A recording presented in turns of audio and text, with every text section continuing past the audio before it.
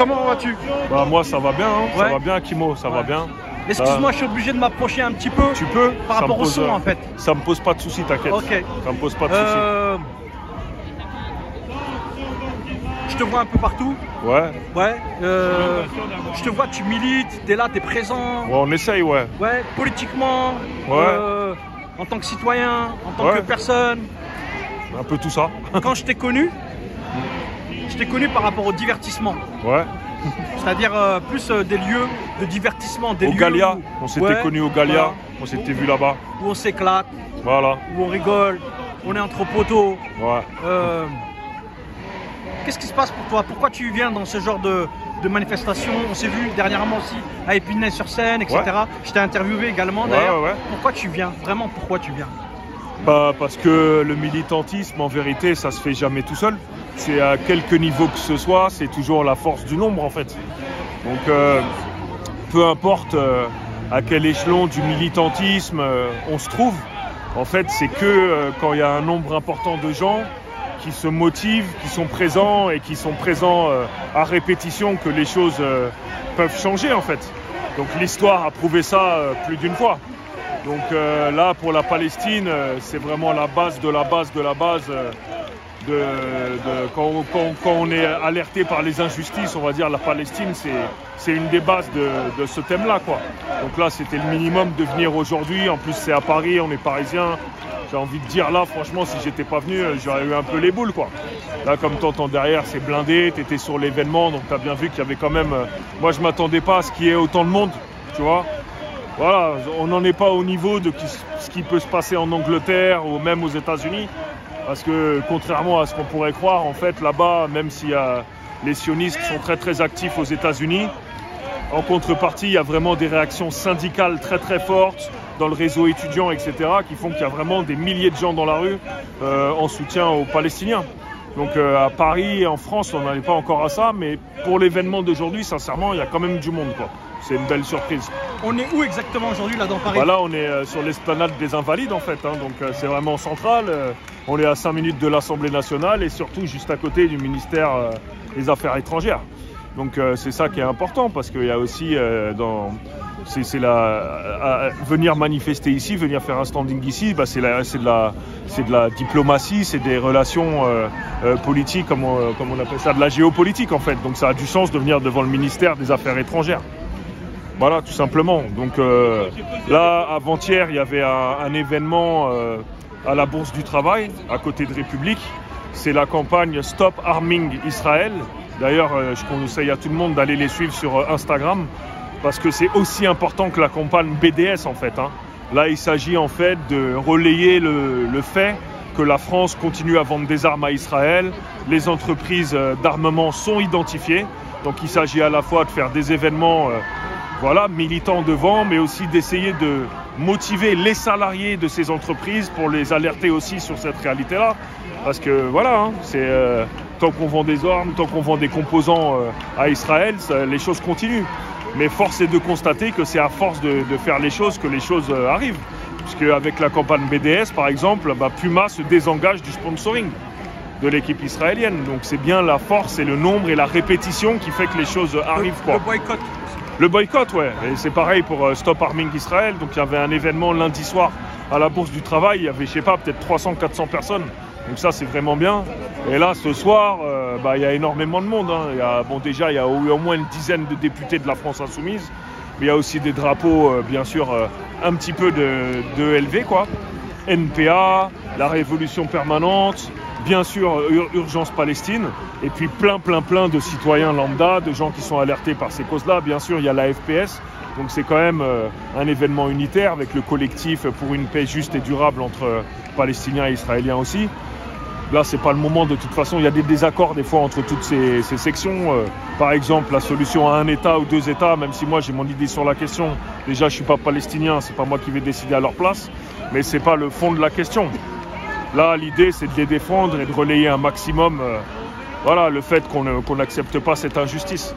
Donc là, on peut considérer que c'est une réussite ce soir. Après, je suis curieux de voir les interventions des députés qui étaient là, quoi.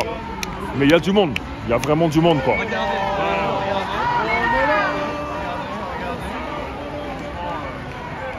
Là, on va passer à la deuxième phase. Ouais, ça a commencé à 17h, il est 19h, c'est encore blindé quoi. Franchement, c'est chaud. Là, les gens, ils en ont rien à faire de ce que tu me dis là. Ouais, probablement, mais c'est pas grave. Mais ils en ont rien à foutre. Ouais, du coup. Même là, ceux qui t'écoute, là, ils en ont rien à foutre. Ouais, De donc. ce que tu racontes. Ouais. Par contre, si tu leur parles de hip-hop, Ah, ça c'est autre si chose. tu leur parles de rap, Ouais. Bah, il y a du rap. comment ils vont réagir?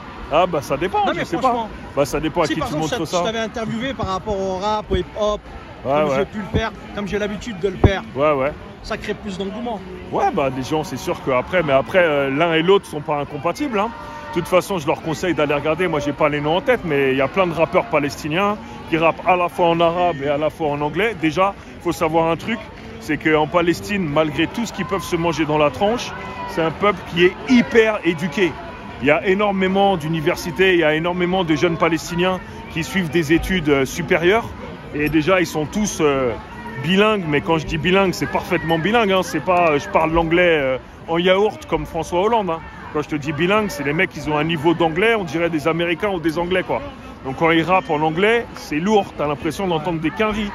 Et ils rappent en arabe, etc. Donc le hip-hop, c'est international. Il y a énormément de Palestiniens qui rappent. Hein. La culture hip-hop, là-bas, elle est présente comme partout, en vérité. Hein. Le graffiti aussi, Le graffiti, moi, je suis moins connaisseur de la scène graffiti la danse, palestinienne. tu connais ou pas? Ouais, vite fait. Après, Ouais. je suis pas, tu sais, les blasts de la danse et tout, je suis Ouais. pas. Mais là-bas, le hip-hop, de toute façon, il s'est exporté partout. Donc, il y a autant de gens qui sont là-dessus. Je sais que le break, il y a plein de gens qui break en Palestine.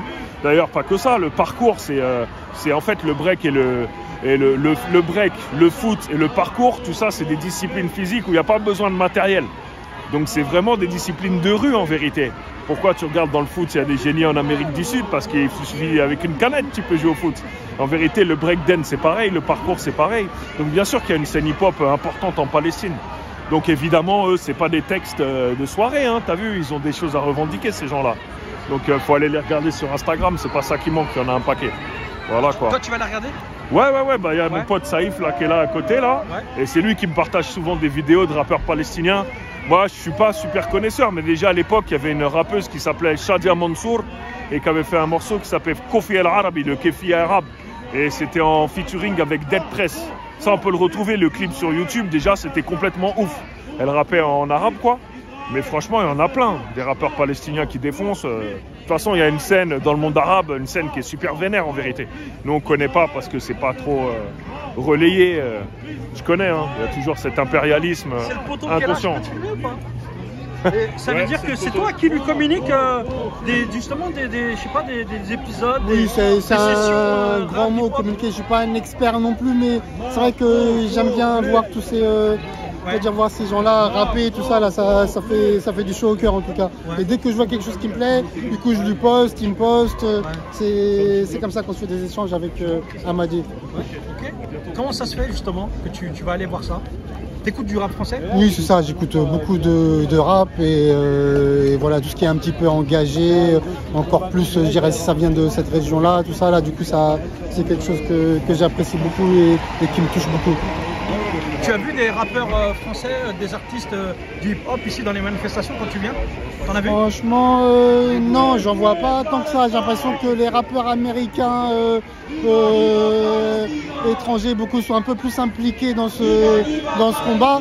Je dis pas qu'il n'y en a pas du tout des rappeurs, mais ils osent pas vraiment, on va dire, afficher correctement. Ils essayent par d'autres biais de montrer qu'ils soutiennent, mais j'ai l'impression qu'ils ont du mal ou qu'ils ont peur en fait de se montrer à côté de ces gens-là. Bah, ils ont peur pour leur pain, on va dire. C'est ça, mais oui, ça, pour leur carrière, malheureusement. Ouais. Après, il y a quelques indépendants, heureusement, qui bougent, mais oui, en France, faut un peu tirer les verres du nez pour qu'on aperçoive qu'il y a quelque chose qui est là, quoi. Mais Dieu merci, il y a quand même des gens qui sont là. Artiste, pas artiste? Ah oui, artiste, pas artiste, chômeur, pas chômeur, ah oui, hétéro, pas hétéro, on s'en va. Bah écoute, je te remercie. Bah merci à toi, ouais, surtout, et on a hâte de voir toutes tes vidéos. Ah bah ça, je vais le mettre très rapidement, ça. Avec plaisir, Voilà. avec plaisir, frérot. Merci à toi. Amadi, excuse-moi. Là, je suis encore là, frérot. T'as vu, toi, des mecs du mouvement hip-hop présents ici ou pas? Ah, honnêtement, Ah, franchement, Depuis ce que soir. tu viens là. Bah là, ce soir, en tout cas, j'ai pas vu de poteau que je connais, quoi. Ouais. Pas te mentir. Hein. Si ça avait été le cas, je te le dirais direct, tu vois. Mais il y a des poteaux qu'on voit quand même fréquemment. Hein. Tu as des gens du mouvement hip-hop qu'on voit fréquemment, qui s'investissent, qui relaient les informations. Je pense que quand même, la question palestinienne, s'il y a un truc qui unit bien les gens dans la street et qui se transmet de génération en génération, même si c'est pas un sujet qui, dans les médias, est relayé, ou en tout cas est relayé de la façon qu'on connaît, en tout cas dans les quartiers et dans les cultures de rue, sur la question anticoloniale, ça se transmet de génération en génération. Hein. C'est-à-dire, moi, la génération de mon père, ils étaient là-dessus, et les jeunes, ils sont encore dessus. Donc, c'est vraiment un truc qui unit tout le monde, quoi. Il y a qui comme rappeur, par exemple, que tu as vu? Comme rappeur français que moi, j'aime bien. Ouais, non, que tu as vu, ouais, ou que tu aimes bien. Que j'ai vu, là, sur des événements, j'ai vu personne, j'ai pas vu de rappeur. J'aurais bien aimé en voir. Après, moi, les rappeurs que j'aime bien, je veux pas faire de la promo du rap, t'as vu, je veux pas... Il y a Kerry James, par exemple, qui Ouais, Kerry James, c'est un vrai. Ouais, Kerry James, lui, il écrit vraiment des textes engagés, voilà, sur les injustices politiques et tout. On peut citer Kerry James, tu vois. Mais honnêtement, t'as vu, moi, je vais pas trop parler des rappeurs parce que c'est à eux de venir, en vérité. Je suis pas là pour être leur... moi, je suis pas leur attaché de presse, tu vois ce que je veux dire. S'ils veulent venir, qu'ils viennent. Moi, je suis juste un petit gars, je fais ce que j'ai à faire. Je suis pas là pour dire j'aime telle ou telle personne. Tu vois, on a besoin de les entendre, on a besoin de les voir. Donc, ils se reconnaîtront eux-mêmes, ceux qui sont engagés. Bah, ceux qui sont engagés, qui s'engagent un peu plus et que les autres s'engagent. Qu'est-ce que tu veux que je te dise? Tu vois, tu arrives à comprendre que ça peut être difficile pour un artiste, un rappeur, un cinéaste, un réalisateur, ouais, etc. Issu d'une immigration. J'ai envie de te dire que dans la vie, j'ai envie de te dire que dans la vie, on prend les risques qu'on a envie de prendre et on vit selon sa philosophie aussi.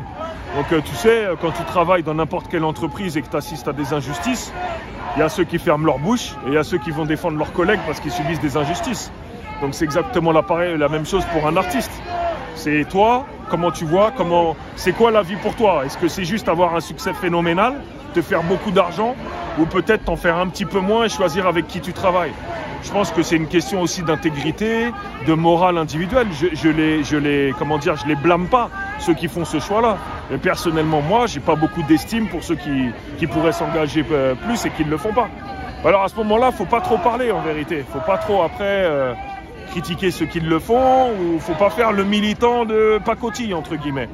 À la limite, je préfère un gars qui s'engage pas du tout. Moi, ce qui me saoule le plus, c'est l'entre-deux. Tu vois, c'est les gens qui vont s'investir sur des trucs genre les enfoirés, parce que ça, il n'y a rien à perdre en vérité. Et en vérité, ça leur fait un gros coup de promo.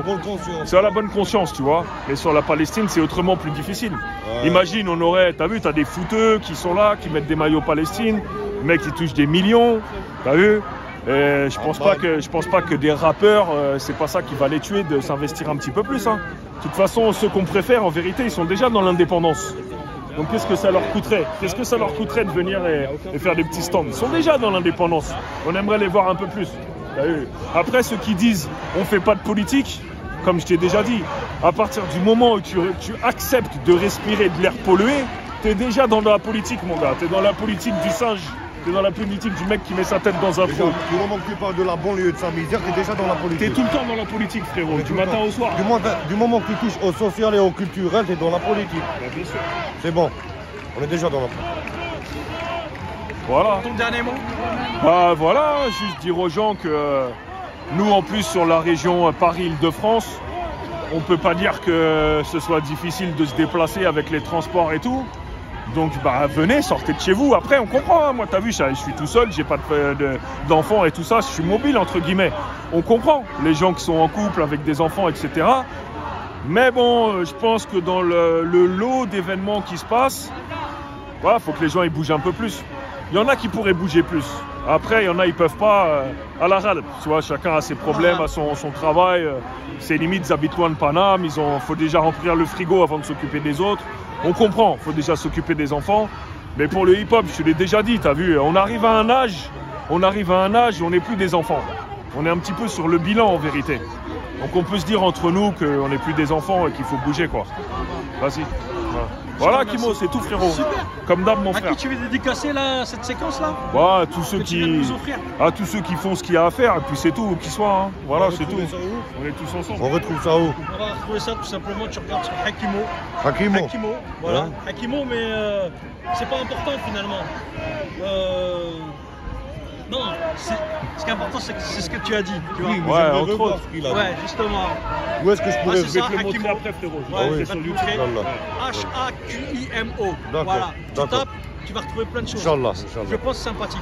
Inch'Allah. Et Carrément. un petit peu engagé. Inch'Allah. Plus ou moins. Ouais, ouais. En finesse. En finesse. En finesse. En tout cas, je te remercie. Merci Hakimo, merci La à toi. disponibilité. Moi, comme d'hab, ça me fait C'est toujours un plaisir plaisir. d'être là avec toi. Moi, c'est toujours un plaisir Parce de que discuter la famille, avec toi. je l'ai dit tout à l'heure, moi, quand je viens dans des événements comme ça, c'est pour apprendre des trucs que je connais pas. Et quand je viens, c'est vrai que je viens pas pour marcher. Je viens pour partager, pour apprendre des choses. Donc on discute. Comment? En toute humilité. En toute humilité. Ouais. Bon, merci. De rien, Hakimo, c'est un plaisir. Barakallahu fik. Merci beaucoup. C'est un La plaisir, classe. Hakimo. La Comme classe, d'hab, la comme classe. d'hab. Comme On est d'hab, ensemble, on est mon là. frérot. Et Exactement. on va être là, on sera encore là. Inch'Allah. Inch'Allah, à plus. À plus, frère.